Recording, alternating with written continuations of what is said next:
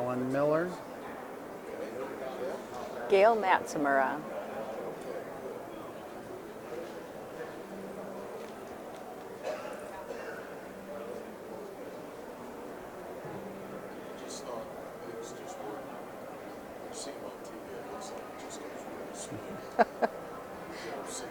This is life.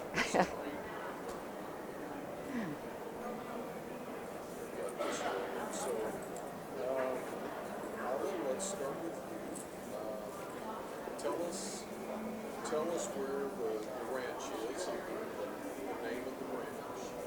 Okay, I'm Alan Miller with Tower Rock Ranch in north central Washington. It's north of Wenatchee, west of Grand Coulee, and east of Chelan. Okay. Gail, let's talk about the award and what that really means. What is the award? Well, the Environmental Stewardship Award Program was developed to showcase ranchers who have done everything they can to keep their land viable, that are making an impact for the entire industry, that have practices that could be shared with not only consumers, but with other ranchers, people who are interested, who would like to maybe get involved in the program, to show all the good that comes from cattle ranching. Alan, can you give us some background? Probably not one that you just started 10 years ago. So The ranch itself, yes, you mean?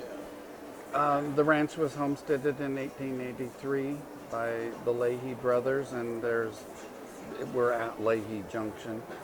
My grandfather came in 1942, and then Dad moved there in 46 or something like that. I moved back to the ranch.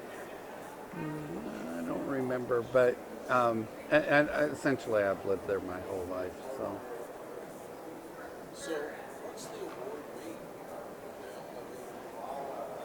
It's an award, but not everybody gets this award. So what's it mean for an operation like this? It is, the word that I'm going to use is, it's extremely humbling, because we do what we do for the good of our operation first. There's been cattle continuously on this place since 1883. So if it had not have been taken well care of, we wouldn't be there. It would not be financially viable. It wouldn't be viable in a conservation sense. It wouldn't be viable. Our cattle would have nothing to eat. If we grow grass is the only product that we have. We don't farm. We have grass. And to come here and meet the other region award winners and see the amazing diversity in the cattle industry that is represented with the winners this year, it is a humbling situation to be here and be included in that group. So Alan, she mentioned the grass that's grown here. I'm just guessing that this is maybe simplifying it a bit, but are we using cattle to harvest the grass? We are. Grass is my crop. And on kind of a side note, we've had some issues with fires, and it was in the beginning, firefighters felt it was just wasteland, so they could let it burn. Well, we've had some meetings of the mind since then that my grassland is my crop. It's the same thing as a wheat crop or something else. I need that grass. So if you didn't have cattle, how could you harvest that grass? There would be no way, because I mean we're 50% rock where we're at, so it's cattle or sheep, I suppose, but we're talking cattle here. So Let's talk about, we often don't like to talk about the economic impact that we have on communities. So let's just talk about ag in general. Do you see that ag has an impact on the rural economies around you? Is it a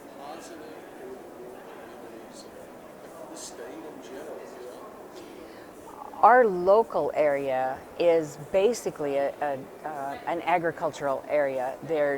It's widely diversified in some ways in that we have a lot of fruit crops that are grown. Farther south from us is irrigation, a lot of irrigated farmland, very productive in mid-central Washington.